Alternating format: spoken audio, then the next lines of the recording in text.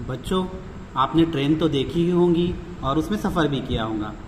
Train, इस नज़्म के ज़रिए हम मज़ीद मालूमात हासिल करेंगे। ट्रेन्स रेलगाड़ियाँ। ओवर द माउंटेन्स, माउंटेन यानी पहाड़ियाँ, पहाड़ियों के ऊपर से। ओवर द प्लेन्स, मैदानों के ऊपर से। ओवर द रिवर्स, साथ ही साथ नदियों के ऊपर से। Here comes the train, train दौड़ती हुई आती है। कैरिंग पैसेंजर्स, मुसाफिरों को लेकर। जैसे आपने कभी सफ़र किया होगा तो आप क्या हुए यहाँ पर मुसाफिर, तो मुसाफिरों को लेकर।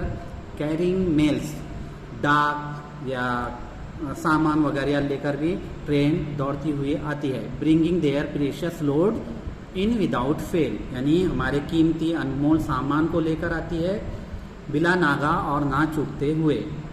Thousands of freight carts all rushing on, हज़ारों मालगाड़ियाँ दौड़ रही है। Through day and darkness, through dusk and dawn, दिन में और अंधेरे में, सुबह हो शाम हो, ट्रेन अपना काम कर रही है। ओवर द माउंटेन्स, दोबारा पहाड़ियों के ऊपर से।